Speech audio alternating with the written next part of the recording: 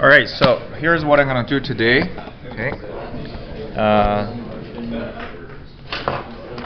As I said, I'm not going to cover any new material, but I do have actually a lecture on the system identification, which typically in previous years I do a quick introduction just on the subject system identification, right? So if you're interested, okay, I can give you the lecture notes. Okay. Otherwise, I'm not going to cover that today anymore. But what I'll do is I'll do a quick reviews, just a sort of final review of what we learned to jog your mind, and also to talk about the final exam requirements or expectations. Okay. Yeah. Okay. So first, for what do we cover for the final exam? Okay, it's not a cumulative. Okay, we cover from what we learned after the midterm. So let's take a look at the lecture contents that we learned after the midterm. Okay. Lucas, is yours, right? Okay, so we basically, if you look at the lecture notes set here, I think starting from lecture 12, controllability and observability, okay, so that's basically what we left after midterm. So the course content-wise, or the final exam content-wise, were from lecture 12 to lecture 23. Okay.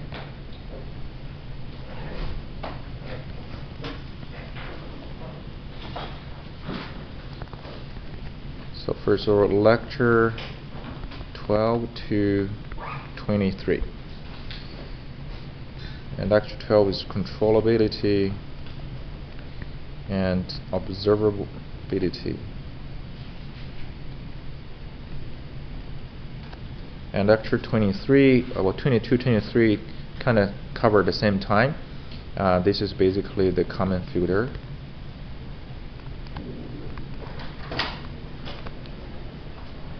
Okay. So that will be the contents of the final exam at here. Okay. Yeah. So what I'm the format of the final exam will be closed book plus formula sheet.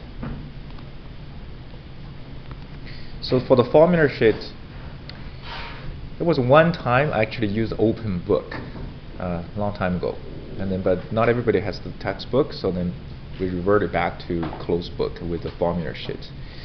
So for formula sheet, midterm is one page double-sided. So I think for final, I'll be a little bit more flexible. Honestly, you don't have that many formula actually. So let's say 2-page double-sided. I think it should be enough, right? Yeah.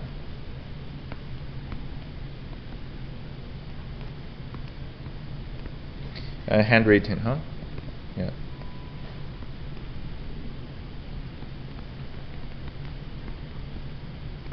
The reason I want a handwritten is somehow, not in my course, but in some other course, some other instructors sort of commented that quite a few students use exactly the same formula sheet, right? It doesn't feel quite right. Yeah. Anyway, and plus calculator, huh? Calculator, any type is good, except the type that can connect to the internet, or if you can restrain yourself, right? If you promise yourself, yeah. So no computer, no cell phones. Okay. Yeah. So that would be the exam, the format exam. The time of the exam, okay, correct me if I'm wrong, I think it's April 14. It's a Saturday at 1 p.m. Forgot the room. You can look it up yourself, okay?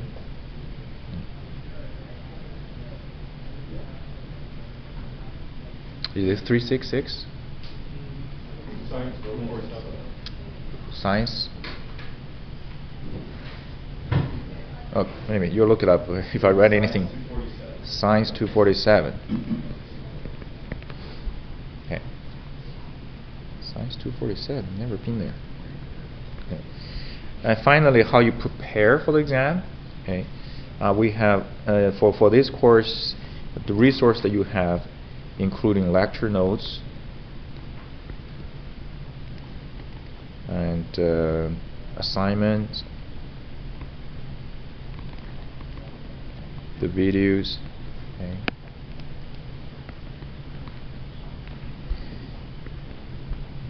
And plus examples textbook, but I'm not sure how many of you bought the textbook, right? There are more examples in the textbook if you want additional exercise. Okay. So your focus, I think, should be whichever way works fine for you. Either you understand material first, and then you can redo the assignments, right? And you can also watch the video at the same time. If you want a more additional exercise, you can go to the textbook, okay? But the exam question will be the question in the assignment will be the sample kind of questions for the exam, okay? Yeah. And when I review the material, and I'll basically emphasize some of the focus. Yeah. So that's basically the final exam, okay? Yeah. For the project, okay, I do need you to submit both the soft copy and the hard copy. Okay. For the soft copy, you can either email me or bring a USB is fine. You should also give me the MATLAB simulation files and experimental files. Okay, so for the soft copy, there should be a MATLAB file included.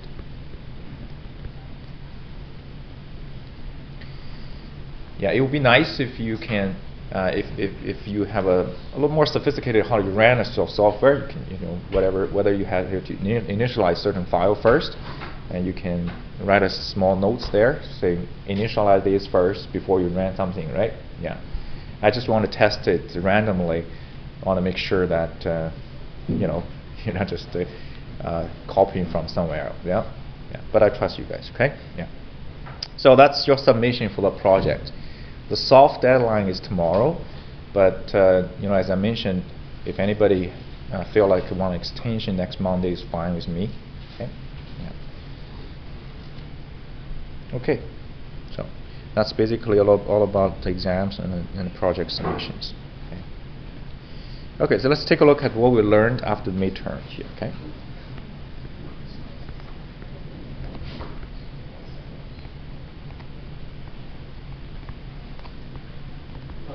Yeah. How many questions were you thinking the final might be? Good question. On top of my head, maybe 5 questions. Yeah. So midterms 3, right? I know 5. 3 hours, for example. Yeah. So you're gonna have a lot of time. Yeah. According to my past experience, a lot of students finish early. Okay, so first of all, controllability and observability.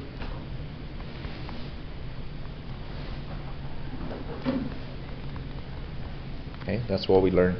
First thing we learned after the midterm. Okay. So in this part, it's actually quite easy. Okay, there are derivations behind the conditions for controllability and observability. But all my requirement for you is you should know how to check the rank, okay, of a matrix. Okay, basically the matrix is it's the condition. Okay, so checking the rank is actually just take a determinant, right? Then you find whether it's a full rank or not. Okay, so giving you a very simple system. Like a 2x2 or 3x, probably 2x2, I think. How do you form that condition, right? The matrix for the controllability and observability, and how to check the rank of that. Okay, that's the requirement for this section here.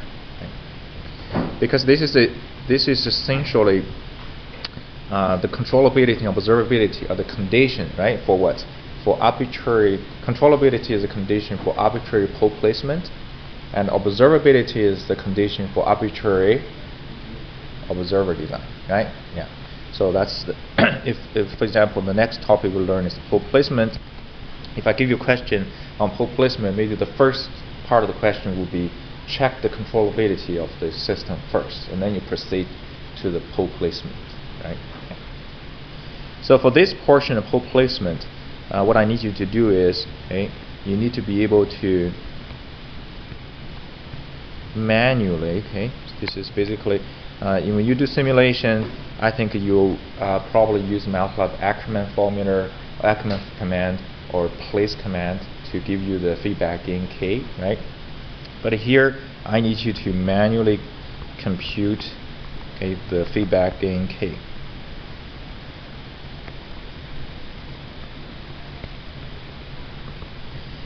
And it's not going to be a very sophisticated system. Okay, typically it's 2x2 or system order 2. That would be the manageable, basically, computation, right? Yeah.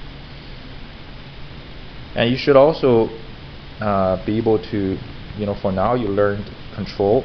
You should be able to basically identify what we mean by regulator, right? So this is a regulator here, and what do we mean by reference control.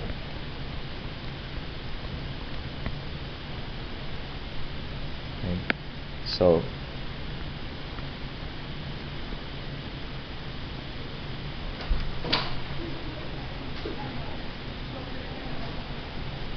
okay. Now back to this manually calculate this feedback gain k. Okay. So if you jog your mind, if you remember, so how do I come up with this feedback gain k, right? So k is typically based on user specifications. So user specification, there are many different ways of specifying a system response. So basically the typical specifications could be at percentage overshoot, okay, and percentage overshoot, which is related to basically directly to the damping ratio zeta, right? And could also be settling time,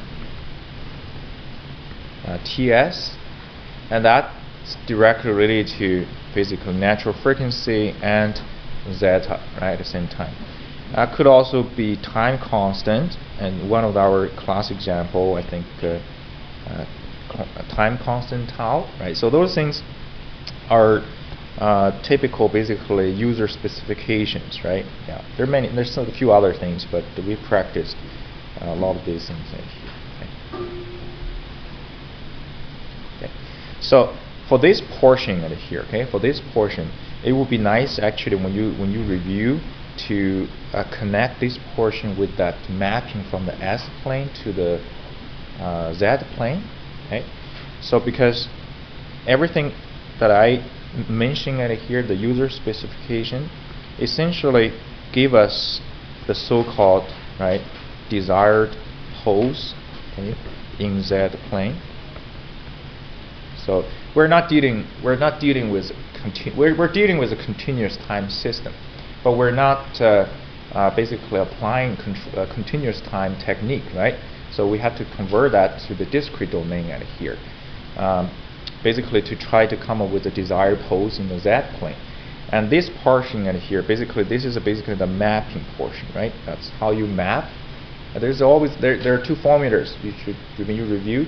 There's formulas relates to basically if in the Z plane, if Z is R positive negative theta, right? Like that's your Z plane pole location. So the R theta, right, is related to the damping ratio, and same thing, damping ratio or natural frequency. So those are basically functions, right? Those are functions of your continuous time specification, right? And also sampling time. So sampling time is also part of the. So when you put a sampling time here, and that does change the pole location. Okay? So those are functions which indirectly or directly affect your choice of the desired pole location. So now the other thing is, how do I manually calculate this feedback gain K then, right? You have this Ackermann formula.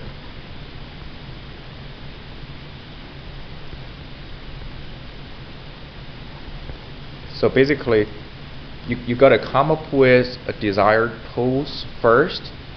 From desired poles, then you come up with a desired polynomial characteristic equation, and then you can use Ackermann formula, right? So that's the formula. You can put it on your paper, right? And of course, how to use that formula properly, right? That's something that you have to be very comfortable.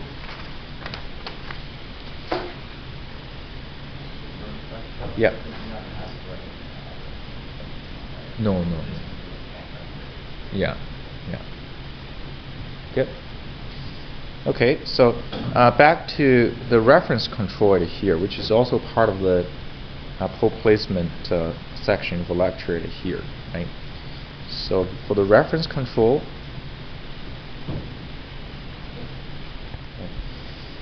basically when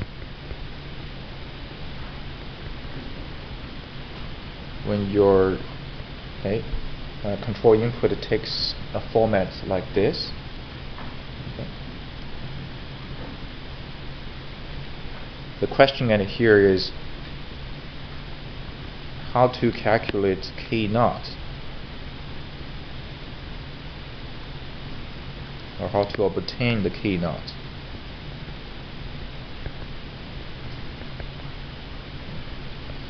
So that's the part I need you to be able to hand calculate and obtain the value for the K naught. To obtain the K naught basically means you want the system to follow the reference precisely. So if you recall that the idea in the back is your DC gain of closed loop system equal to 1, right? That's how you can calculate your K naught.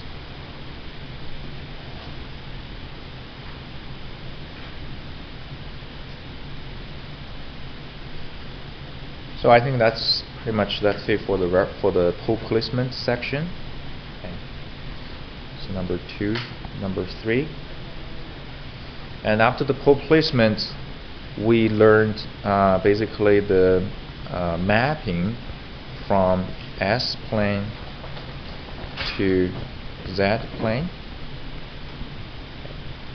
So this section is more or less that we wanted to recycle the knowledge we learned in continuous system, and then recycle knowledge and then apply it to the discrete system here, right? Because we know what system behaves at the different pole location in a continuous system. Then after the mapping here, and the mapping is done by the simple relationship Z equal to e to the power st, right? How is that basically typical type of loci in the S plane being mapped to the Z plane? So we look at quite a few different locis, right?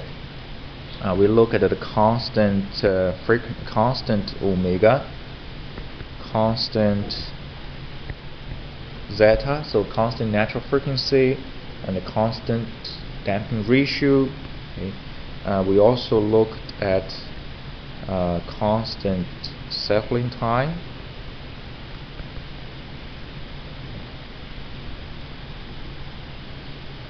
right? So there are different locis that we have a look at it essentially. Okay? So for this portion of the material here, there is one assignment you have done it.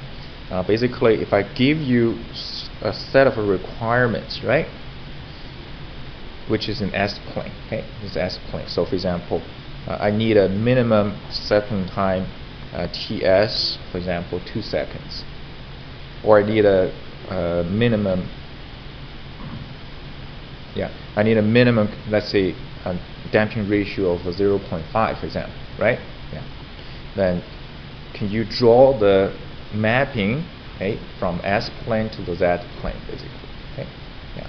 So the sketch, okay. So here is, let's write down here. So you need to know the mass behind it, right? And here, you do need a little bit of calculation in order to precise a little more, not very precise, in order at least relatively accurate, right? In terms of the scale or in terms of the intersection between some of the curves, right? So that's the mass here. Know the mass behind the mapping. Okay.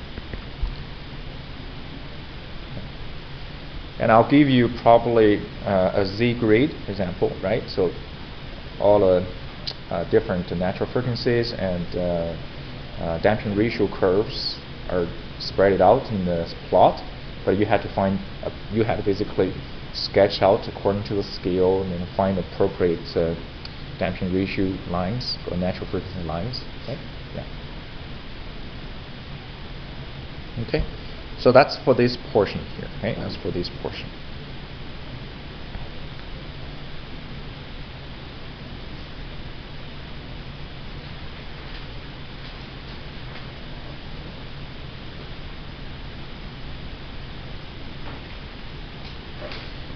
And the next what we learned is observer design. Okay. We look at two different type of observers. Okay. First type we look at is a full order observer.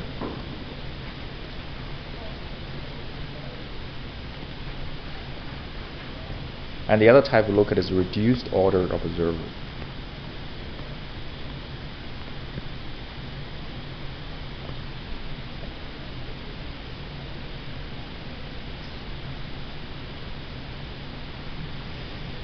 Within the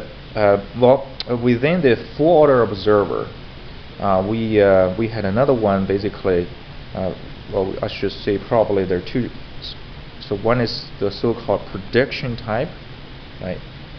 The prediction type full order, and the other is the current type, right? The current type of observer.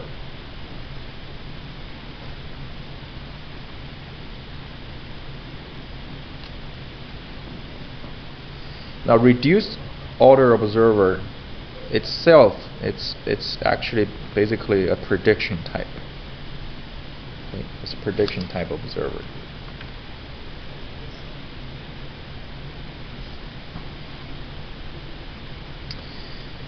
So I need to make a little bit of difference in terms of the graduate student and undergraduate student here. So when it comes to the exam, okay, for undergraduate student, I'm not going to test you this portion, okay. This will be only tested for graduate student only, okay? So if there's a question, it would be, actually I will separate the exam papers. So the question will be slightly different between the graduate and undergraduate students, okay? Okay, now I won't write all the formulas for this, but in your head, if you can try to remember, basically observer essentially it's all about you have an old estimate. Okay, the idea is always basically you have an old estimate and then plus there's observer gain and times an updated error. Okay, so that's the structure of observer. Essentially, you have an estimate from previous step, and then plus an observer gain multiplied by observation error, as updated error. So this observer gain L, right?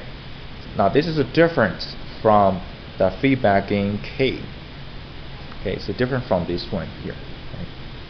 So the feedback gain K is used in this case, in the pole placement case. So you assume you have exactly knowledge of x of k, so you use the k multiplied by the x of k, right?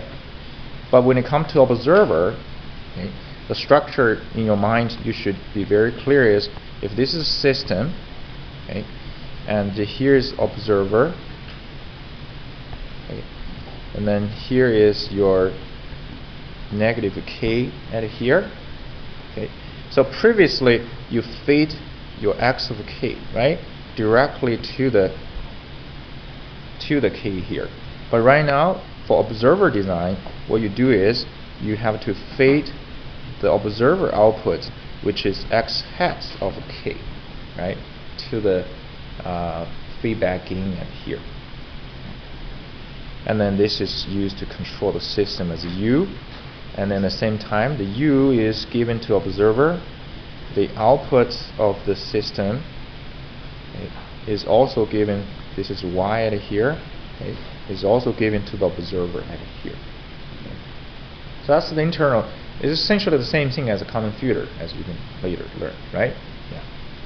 Now the L at here, okay, is for the observer. That's the observer gain. Okay. Internally, there's algorithm, right? A couple of equations, and then you have the L observer gain there. So there's a very important concept here, which is called the separation principle. Okay. Separation principle basically is in the very simple language is, you can design your gain k and gain L as if they're completely separate two things, essentially, right? Yeah. So that's the separation principle. Your system closed loop pole is determined by the k. It's not determined by the L. Okay? The L only determines how fast your observation or estimation is going to be. Okay? Yeah. So in this section, my requirement, of course, is you need to be able to calculate L, okay, for both the full order and reduced order type of observer. Okay, so for both type of observers.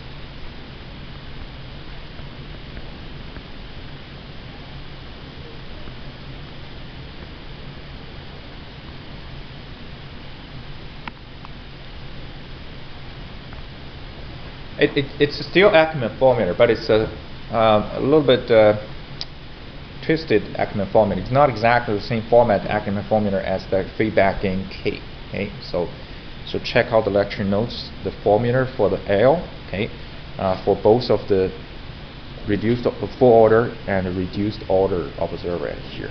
Okay, yeah.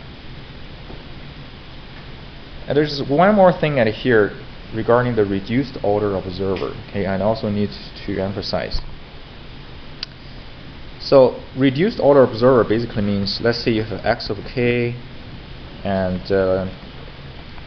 x2, x3, for example. Okay, yeah.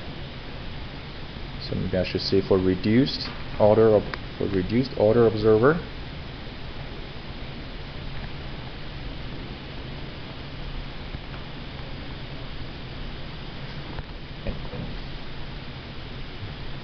So here is x of k at here. Now you got to watch the question carefully here. Okay, then reduced order observer, the idea is you need to basically reshuffle the vector set here, right, to group all the observable one and the unobservable one together, right? So if x2 is measurable, x1 and x3 are not measurable, then this vector needs to be rewritten as x2, x1, x3. Right? Does it make sense? Does it make sense? Right? So here is x2 is measurable. Okay. So how do I know which one is measurable, which one is not? If the question does not specifically tell you which one is measurable, which one is not, how would you tell? From observability? No?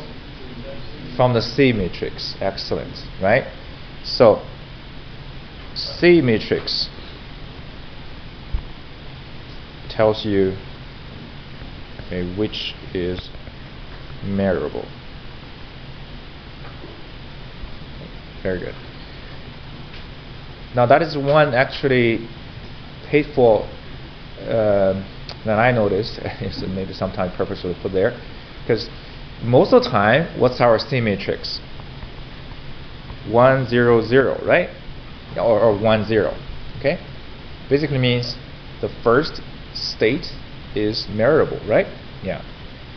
But if I write this C as 0 1 0, so now this is the case here, right? Okay. Yeah. Then what do you do? So this is basically what you need to do. You need to reshuffle, write it into this one here. You actually will have to come up with, basically, remember, if there's original G matrix, right? And that G matrix also needs to be rewritten to reflect the updated state vector set here. Okay. So check out this portion of lecture notes. Let me see, which one is it? Here, lecture 18. The second page. Yeah, so this one here, right? So basically, that simple illustration at it here. Okay, this is second page of lecture 18. Page 1 and 2, basically. Okay, yeah. That's how you can separate the G matrix, rewrite the G matrix, basically. And once you get the G matrix written right, then the rest of the work is basically you have your formula, then you just have to plug in the formula, right, and then do the calculation. Okay. Yeah. Okay, so that is reduced order observer. This is number what? 4, and number 5 is this LQR, basically the linear quadratic regulator or the linear optimal control in this section right here. Okay. Now this section, I did a lot of writing myself and did all derivations. Okay, and we also did a review on the Lagrange multiplier, basically. Okay, so I don't require you to rederive many things, okay, or anything at all. So, but for this section, but I do need you to understand essentially, you learned from this course, right? So what's basically the basis of LQR control? What does linear mean? What does quadratic mean? And what does this regulator mean? Right? The three keywords that are here. I guess linear is easy to understand because we're dealing with a linear system, right? So that's why it's linear. Right? Quadratic here meaning what? Meaning because your cost function j, right, which is 1/2 xn q s, okay, and then plus 1/2 and minus 1 xk q xk transpose plus u r u transpose. So this is what quadratic means here. Okay, so we're trying to minimize a quadratic function, and this is a quadratic, and q and r here, they are positive definite matrix. Okay. So the positive definite choice of matrix naturally make this quadratic function become basically concave type function pointing up. Okay, pointing up. So a function pointing up, okay, will naturally give you a minimum value, right, when you're going along it. Okay, so that's what quadratic means. And the regulator basically means while you're trying to minimize this j by finding a optimal control solution u, right? And the optimal solution u is given by a optimal control gain at here. Okay. So So that's the idea, right? Find an appropriate optimal gain, generate optimal control, which minimize this quadratic function g. Okay. And that's the optimal control, the fundamental idea of optimal control at here. Okay. And the optimal gain at here is basically based on the choice of Q and R, right? Based on your choice of Q and R. Okay. So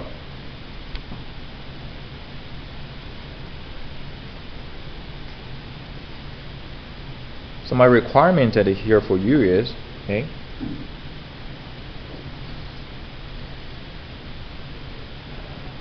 so for both of for all of you, right? Like I'm a student C for just undergraduate student here. You need to know, okay, how to implement and calculate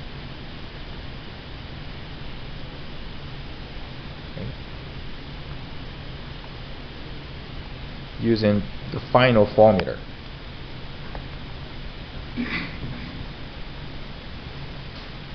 Okay, using the final formula here. Final formula. So there are essentially sort of two sets of final formula. See the one I giving it here for the cost function. This is what I call finite horizon, right? So it's basically your optimal control is only up to certain finite step. Okay, yeah. Basically, this section in here, the formula in here, right? So there is the finite horizon, okay, and there is also infinite horizon. Okay. So there are two different scenarios at here. Okay.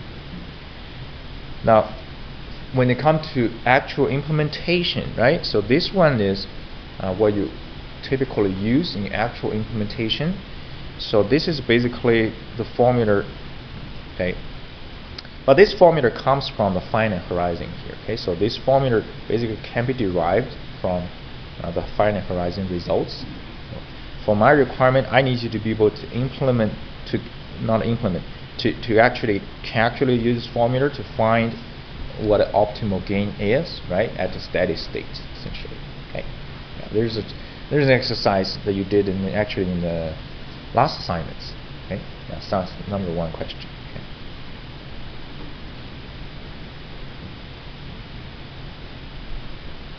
So this one typically for simple system. Okay, you want to be able to, you don't have to worry about too complicated system here. Now for graduate students, okay, I do need you to, okay, not whether I'm testing you or not, since you're doing research, maybe doing control related research, okay.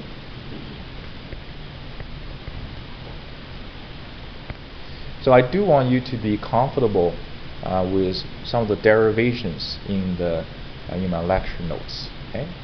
Yeah, there's only one graduate, or a couple, yeah. So I need you to know the steps, okay, of derivations. You can take a look at the lecture notes or my class notes. Okay. Now my lecture notes for this section here, so I would probably recommend you look at the class notes, okay, my in-class notes. Okay. That's a little simplified version of the lecture notes.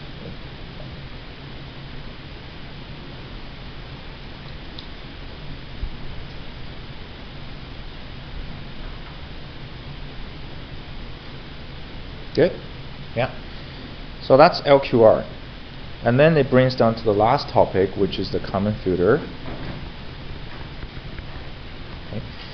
So common filter itself, I feel this is a very useful tool. Okay. You may have many situations to use it, okay, no matter you're electrical or mechanical. Okay. It's basically a signal processing concept. And system with noise is a very typical or general situation, right? Yeah. So again, for this section, there are some derivations done in the class, okay, and I do have actually, yeah.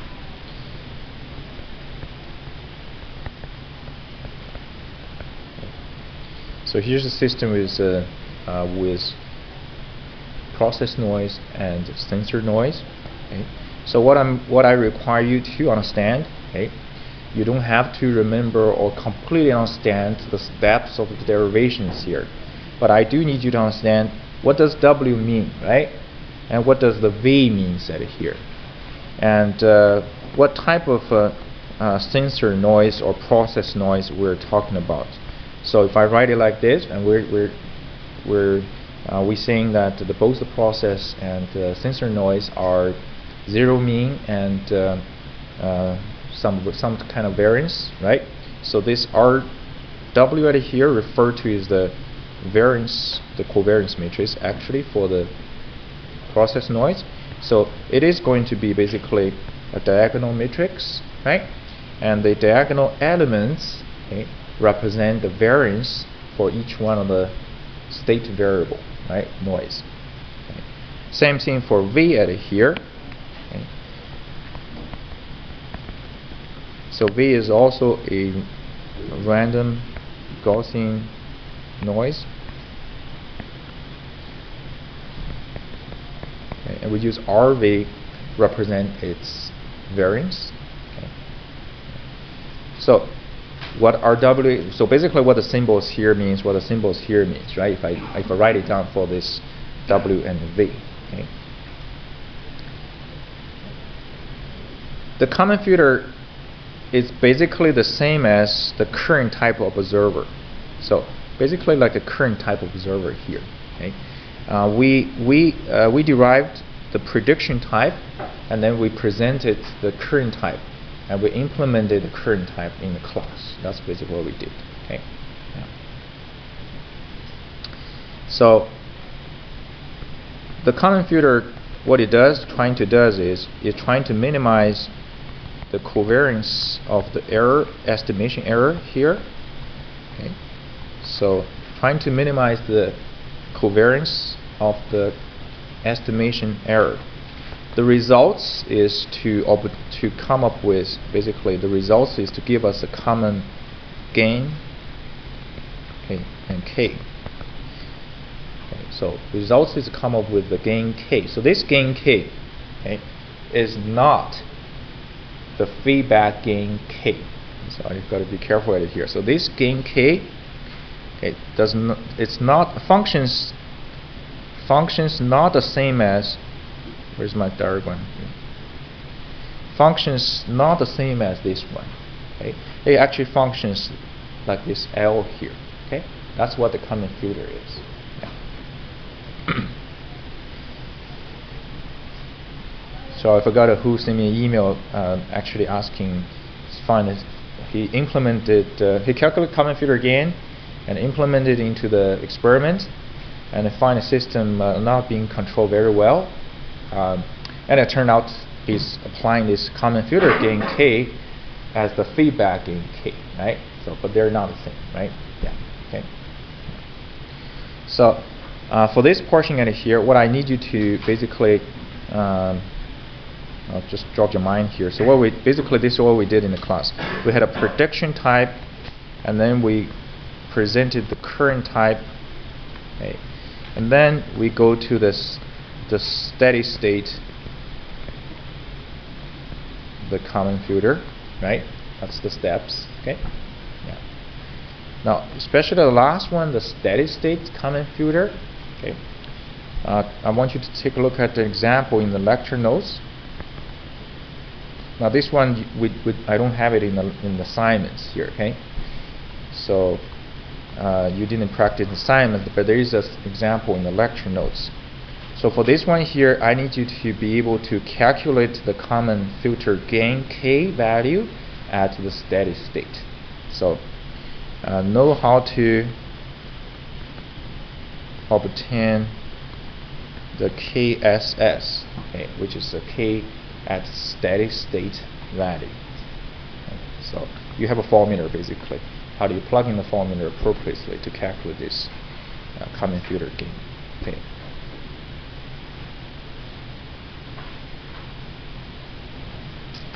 And you have done simulation and experiment, hopefully. You can actually play with basically the ratio between RW and RV, right? So this ratio, right? If the ratio at here,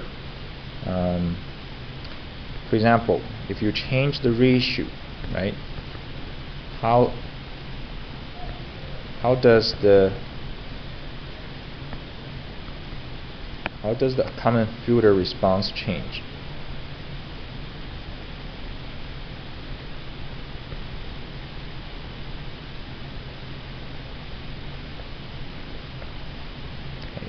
See, that type of things. It's a very intuitive understanding, essentially, right? Basically, you have a noisy sensor, and how does the common filter trying to do naturally, right? If process noise is huge, then how does the common filter respond to that ratio? So yeah, so that's basically, if you think about it, that's all we have learned after midterm. Okay, so not too much, right? In terms of the exam questions, that's where they are going to come out from. Okay? Yeah. Any questions so far? Yeah. Okay. Good. So, if you don't have any questions, and we can finish our class early, I do need you to finish the teaching evaluation. Last time I asked for 13. Yesterday I checked 15. So only 2 students listened to what I said. Yeah. Yeah.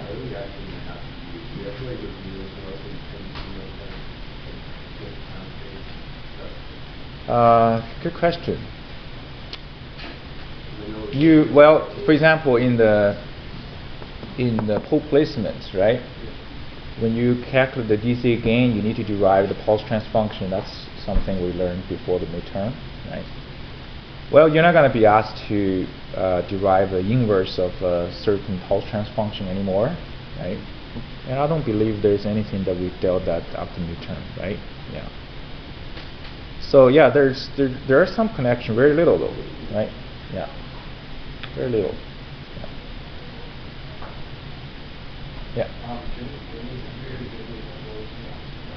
Yeah, I'll be here.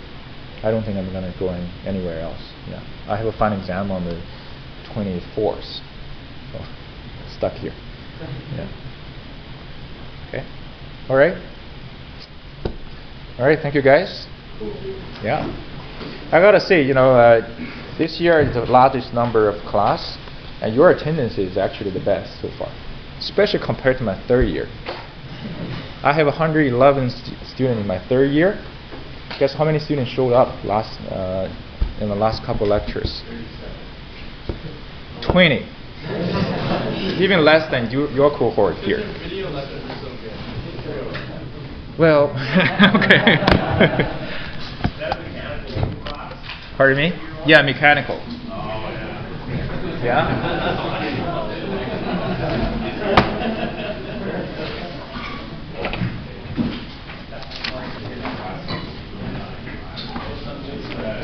For those of you who came a little bit late, I do have your midterm in here if you want to pick it up.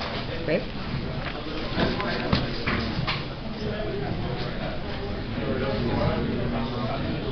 Thank you. Hey, Simon. Yeah. Well, not the time to say goodbye yet. So.